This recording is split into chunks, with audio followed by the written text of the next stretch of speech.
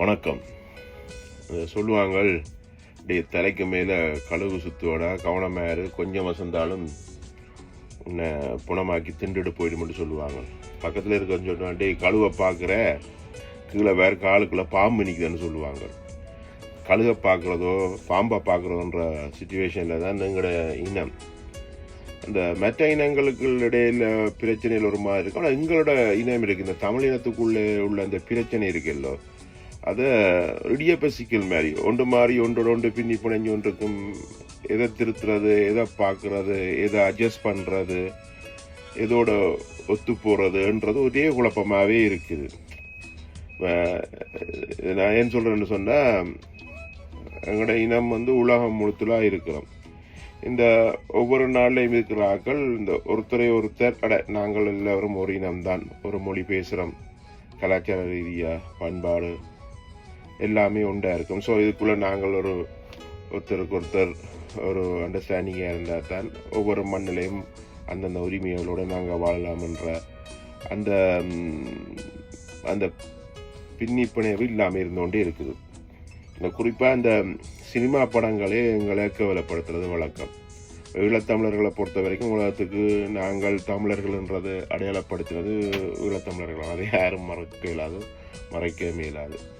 அப்போ இந்த ஈழத்தமிழருடைய போராட்டம் இவ்வளோ வீரியம் பெற்றிருந்தது, இவ்வளோ அடையாளம் பெற்றது, இவ்வளோ தனித்துவமான இனம்ன்றது உலகத்துக்கு நாங்கள் காட்டிக்கொண்டிருக்க நேரத்தை கூட இந்த தென்னிந்திய சினிமா அப்பப்போ இந்த ஈழத்தமிழரோட கதையை சொல்கிறோம், ஈழத்தமிழருடைய பேச்சு வழக்க சொல்கிறோம்னு சொல்லி காலகாலமாக கேவலப்படுத்தி கொண்டே தான் இருக்கிறாங்க.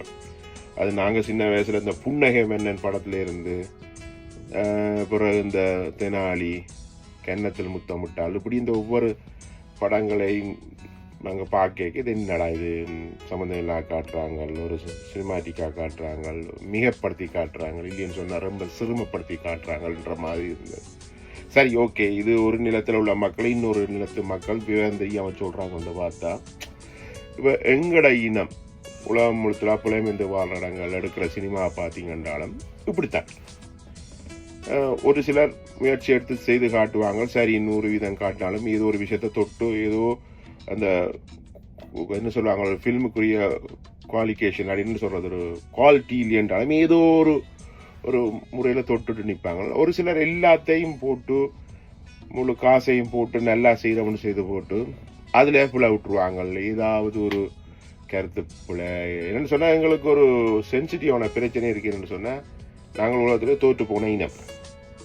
அதுவும் எல்லா நாடுகளாலையும் கைவிடப்பட்ட ஒரு இனம். அப்படி இருக்க நாங்கள் எங்களை காட்டுற பொழுது சரியாக காட்டலையேண்டா அவங்க செய்ததெல்லாம் செய்கின்ற மாதிரி போயிடும். அப்படி இருக்க இந்த ஃப்ரான்ஸ்லேருந்து ஒரு படம், ஒரு ஃபீச்சர் ஃபிலிம் எடுத்திருக்காங்க, முழு நீள, நிறைய பட்ஜெட், அதுக்கு எப்படி சொல்கிற நிறைய காசெல்லாம் ஸ்பெண்ட் பண்ணி லிட்டில் ஜெஃப்னான்ற ஒரு படம் எடுத்திருக்கிறாங்க. அந்த படம் ஸ்பெஷல் ஷோ நடந்திருக்குது. அதில் ஃப்ரான்ஸில் உள்ள ஆக்களை, முக்கியமான ஆக்களை எல்லாரையும் கூப்பிட்டு அந்த படம் திரையிடப்பட்டிருக்குது. அப்போ பார்த்த எல்லாருமே மிக கேரசாரமாக அது இந்த எதிர்ப்போட சொல்லி கொண்டிருக்கிறோம். அப்போ எனக்கு அது என்னென்று விளங்கியல. இப்போ நானும் அது சம்மந்தமாக ஏன் இப்படி எதிர்ப்பு வருதுன்னு சொல்லி நானும் அது யாரோட பேசுகிறதுன்னு சொல்லி கேட்டு பார்த்தா, கடைசியில் அது கனடா வரைக்கும் அந்த படத்துக்குரிய எதிர்ப்புகள் தொடர்ந்துட்டே போகுது. இது வரைக்கும் லண்டனில் இருந்து அதுக்கான எதிர்ப்புகள் எதுவும் வந்த மாதிரி இல்லை. என்னென்னு சொன்னால், லண்டனில் அது சம்மந்தமான படமோ இல்லாட்டி அதுக்குரிய விளக்கமோ எதுவுமே இல்லை. அதனால் நான் முடிஞ்ச அளவு அங்கே இங்கேன்னு பேசி பார்த்தேன், ஏன் இந்த படம் எல்லாரும் எதிர்க்கினம். ட்ரெய்லரை பார்த்தேன், யூடியூப்லேயே இருக்குது, லிட்டில் ஜெஃப்னான்ற ட்ரெய்லர் இருக்குது. அதில் பார்த்தா அந்த ட்ரெய்லரை வச்சு போட்டு ஒன்றும் சொல்ல முடியாமல் கிடக்குது, இப்படி இருக்குது என்னன்னு சொல்லி. சரின்னு சொல்லி முடிஞ்ச அளவு இப்படி சோசியல் மீடியாவோட நண்பர்களோட தேடி பார்த்தா ஃப்ரான்ஸில் இருந்து கூட சரியான தகவல் வருதில். ஒரு சிலர் சொல்லினோம் அது கதைகள் மாறி சொல்லி இருக்கணும், புலம்பெயர் தேசத்தில் வாழ்றாக்கள் போராட்டத்தை புளியா தொட்டு நடக்கிற மாதிரின்னு சொல்லினேன். கனடாவில் ஒரு சில நண்பர்களை சொல்லியிருந்துச்சுன்னா போதுமான விளக்கம் கொடுக்கல, கிட்டத்தட்ட எங்களோட போராட்டத்தை கொஞ்சம் சிறுமப்படுத்திருக்கு. அப்போ என்னன்னு சொன்னால், உண்மையாக யாருக்குமே இந்த விளக்கம் தெரியல. ஏன்னு சொன்னால், இந்த படத்துக்கு எதிர்ப்பு தெரிவித்த நாள் தொடக்கம் இன்றைய வரைக்கும் இந்த படக்குழு அதுக்குரிய விளக்கம் தராக்கு தயாராக இல்லை. அந்த படக்குழுவே எல்லாரும் தேடி தெரிக்கணும், யார் என்ன இதுக்குரிய விளக்கம் தாங்கோ, நீங்கள் ஸ்பெஷல் ஷோ போட்டிருக்கீங்க, இதில் என்னென்ன காட்சிகள் சொல்லப்பட்டிருக்கு, இதுக்கு விளக்கம் தாங்கன்னு சொல்லி கேட்டாலும் அந்த படக்குழு அதுக்குரிய விளக்கம் தரதுக்கு தயாராகிட்டு அந்த படக்குழு யாரண்டே தெரியுது இல்லை.